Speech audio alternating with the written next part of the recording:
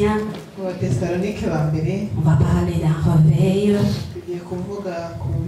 Je veux t'exhorter à te réveiller pendant le temps dans lequel nous sommes.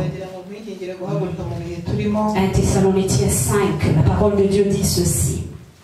1 Thessaloniciens 5. Yes, on peut commencer 6 jusqu'à 8.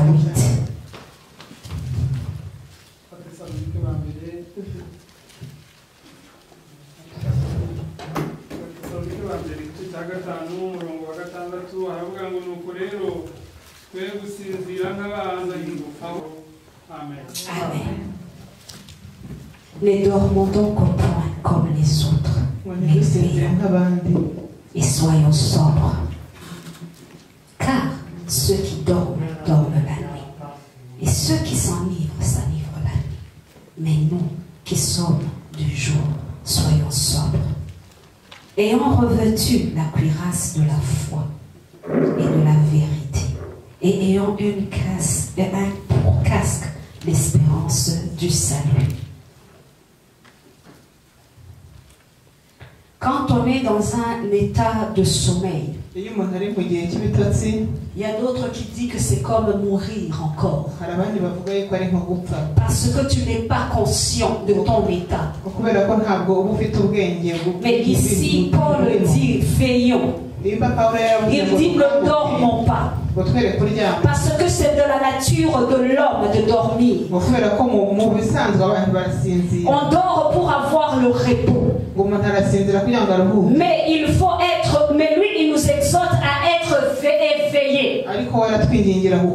Jésus-Christ a parlé aussi de dormir. Quand il a fait référence à Lazare, il a dit que mon ami Lazare dort. Pourtant Lazare il était mort. Mais il a fait exemple à dormir. Jésus parle aussi de se réveiller. Quand il était avec ses disciples, quand il était sûr, il était dans des moments de souffrance. Il a appelé ses disciples à veiller avec lui. La différence entre dormir c'est veiller, ou on peut dire le contraire. La différence de dormir ou le contraire de dormir c'est se réveiller. Jésus-Christ il rappelle à ses disciples veillez avec moi.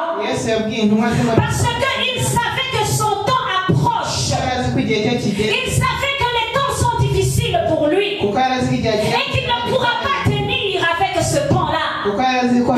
Puisqu'il savait c'est que la douleur de la croix, comment elle était douloureuse. Je bénis le Seigneur parce qu'il y a des femmes, il y a des hommes qui peuvent écouter. Quand il y a des moments qui sont difficiles devant, le Seigneur t'interpelle à prier. Le Saint-Esprit te dit prie. Car les temps qui sont devant ne sont pas des temps qui sont faciles. Quand tu es connecté avec le Saint-Esprit, il te dit réveille-toi et prie. Mais quand tu ignores cette voix et que tu somnoles et que tu dors, l'ennemi peut rentrer facilement. Il dira ceci. Priez afin que vous ne tombiez pas dans la tentation.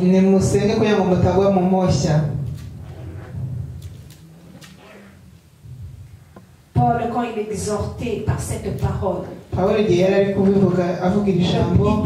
d'un éveil spirituel. Romains 13, 11, il dit ceci. 13, 11. Il parle aussi de se réveiller. C'est l'heure de vous réveiller. Réveillez-vous, enfants du sommeil. Là, il parle de comment l'heure est avancée. Il parle, tu vas voir dans ses épîtres, il dit la nuit est avancée. Réveillez-vous. Le temps dans lequel nous sommes aujourd'hui est le temps que Paul parlait. me dis qu'aujourd'hui nous sommes encore plus dans un temps qui est plus dangereux que quand lui il écrivait. Mais c'est le moment où les chrétiens dorment le plus. Peut-être que tu pries seul. Mais que le Seigneur nous aide. Que nous puissions prier ensemble. Quand il dit la nuit est avancée, le jour approche. Il a demandé à ce que nous puissions, il y a certaines choses, les œuvres de ténèbres que nous devons nous dépouiller. Dépouillons-nous de toutes les œuvres du ténèbre. Pourquoi? Parce que tu es appelé, tu es la lumière, tu es l'enfant de la lumière. Il dit ne soyez pas, ne vous confondez pas, ne vous conformez pas à ce siècle présent. Vous êtes des enfants de la lumière. Vous portez la lumière au-dedans de vous. Restez quand on a la lumière, on reste éveillé. On ne dort pas, on reste éveillé. On a vu des temps qui sont difficiles. Et peut-être ce qui est devant est même plus difficile. Ça c'est dans le secret de Dieu. Mais il est en train de réveiller l'église. Il est en train d'habiller l'église. Il est en train de préparer son épouse. Avant qu'il ne vienne, il y a un grand réveil qui viendra. Mais ma prière, c'est que H aussi puisse participer dans ce réveil. Le réveil ne vient que par la prière. Le réveil ne vient pas quand tu dors. Il faut que tu sois debout pour vivre ce réveil. Il faut que tu sois debout spirituellement pour vivre cela. Tu peux être dans un moment difficile mais vivre des réveils. Le monde peut vivre. Mais comment tu peux être dans le réveil? La source. Nous devons être vigilants. Parce que nous sommes de la lumière. Afin que le ténèbre ne vienne pas dominer sur nous. Le ténèbre a dominé le monde. Le Seigneur cherche encore. Il cherche.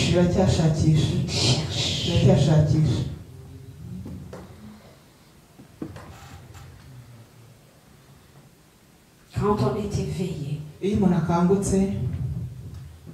on voit ce qui est devant nous. Quand on est éveillé, on voit là où on va. On voit les pièges de l'ennemi. Quand on est éveillé dans la prière, quand Jésus a dit veillez et priez avec moi, ce n'est pas seulement il faut veiller et prier avec moi. En fait, vous ne tombiez pas dans la tentation. Parce qu'il savait que la tentation est là. Il savait que l'heure est déjà arrivée. Il savait qu'il y a un Judas qui va le trahir. Il savait qu'il y a un Pierre qui va se battre. Il savait. Il a dit à ses disciples,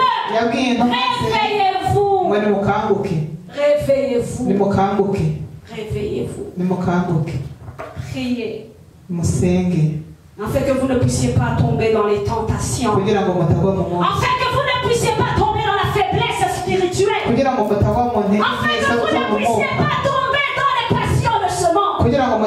Afin que vous ne puissiez pas tomber dans cette routine. Afin que vous ne puissiez pas aller avec le vent. J'ai été surprise. Depuis que je suis arrivée au Canada, c'est là où j'ai travaillé comme pas possible. Je n'ai jamais travaillé comme ça. S'il y a une période où je me dis que beaucoup de gens ont travaillé, c'est durant cette pandémie. Il y a eu tellement d'opportunités de travail. akazi kenshi abantu benshi babonye akazi. Il y a eu des opportunités de travail. Hagiye haboneka aho tuzi twinshi. Imagine, même moi je pouvais faire 12 heures, 13 heures de travail. Ngo nanjye kwanye nashaka gukora amasaha 18. Chose que je n'avais jamais fait. Ibintu ntigeze nkora nari. Je me suis dit Seigneur, garde-moi de ça, c'est trop, c'est trop. Ngo naravuze ngo bandi ibintu binshi birakabije. Ces choses ici. Nshobora gutakara muri ibi bintu.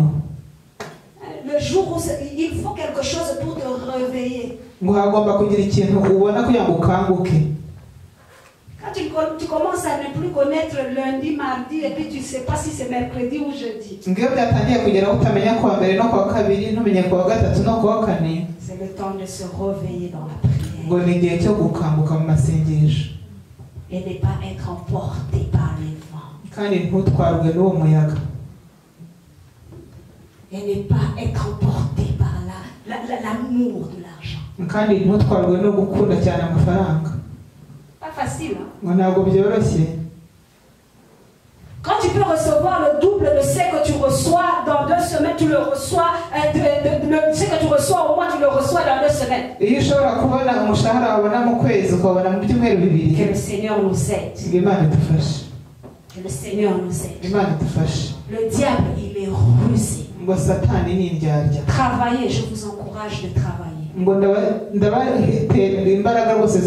S'il y a une personne qui aime travailler, je suis dedans. Mais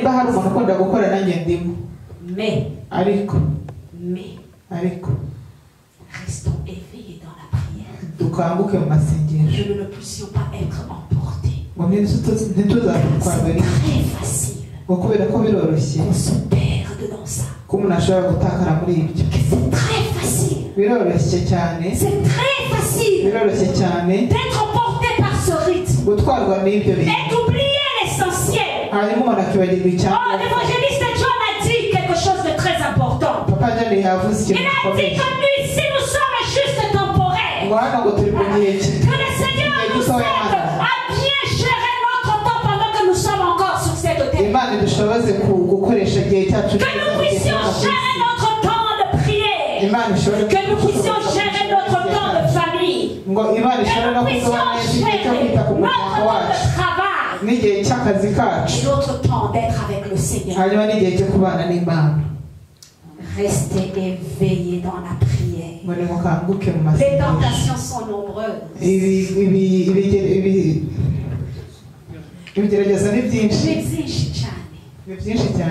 Je peux en citer et en citer d'autres.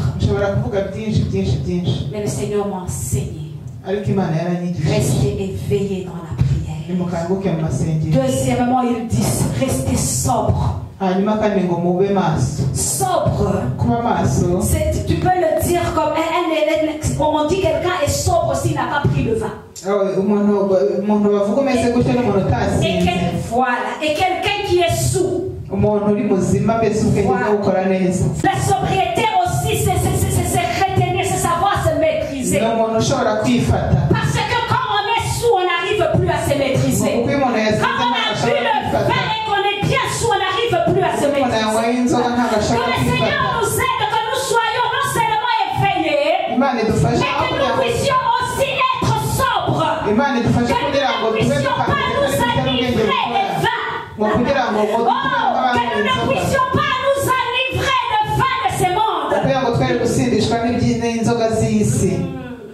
Que nous ne puissions pas nous enivrer de la débauche. Soyez au contraire remplis du Saint-Esprit. Il y a des fois les gens, quand on pense de la débauche, on pense à autre chose, mais aussi il y a une débauche spirituelle. Il y a une débauche spirituelle. Adorer les idoles.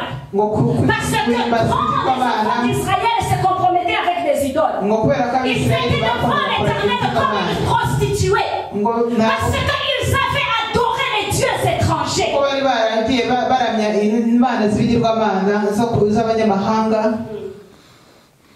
Ne vous enivrez pas de vin, de la débauche. S'enivrer par les passions de ce monde enlève la gloire de Dieu.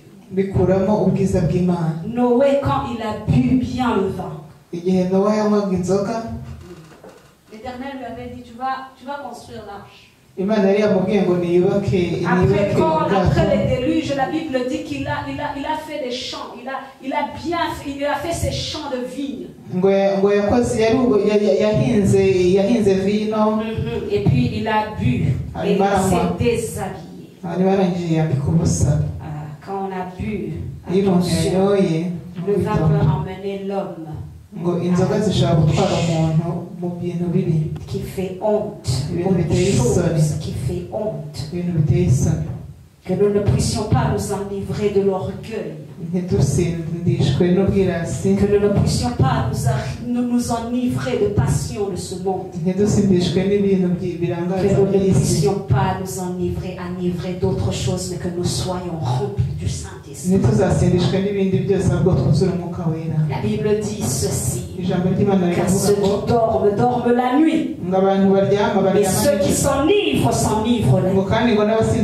Mais ce qui est étonnant, il y a même ceux qui s'enivrent dans la journée. J'ai déjà vu des gens qui s'enivrent à 10 heures du matin. Mais les ivrognes, les bons ivrognes s'enivrent la nuit. Mais nous sommes appelés enfants de lumière. Nous sommes dépouillés des œuvres de ténèbres. Et que nous puissions nous armer.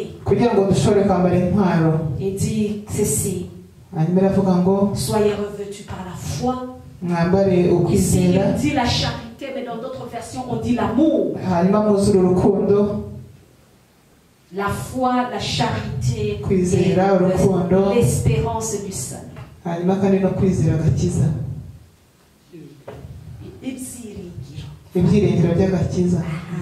L'espérance du salut. Il y a des fois le diable, le diable, il est mauvais, il est rusé. Il peut mettre la culpabilité dans le cœur de l'homme. Et puis tu sens que tu n'as plus droit au salut. Je ne peux pas trop parler de la foi parce qu'on en a parlé, de l'amour, on en a parlé. Mais ayez presque l'espérance du salut. Alléluia. C'est cette espérance qui nous emmène à chanter des chants comme nous avons chanté. Malgré tout ce que nous pouvons passer, dans les situations dans lesquelles nous pouvons passer, il y a cette espérance que nous avons la marque du salut au-dedans. Et cette espérance nous dit qu'un jour nous allons être avec notre Seigneur. Malgré, nous allons être avec lui. Que le Seigneur vous bénisse. C'est fini. Nous allons passer à la Sainte Seine. Ça faisait longtemps qu'on n'avait pas fait cette adoration. Nous allons lire la parole de Dieu. Nous allons passer dans la Sainte Seine et je vais inviter les chants.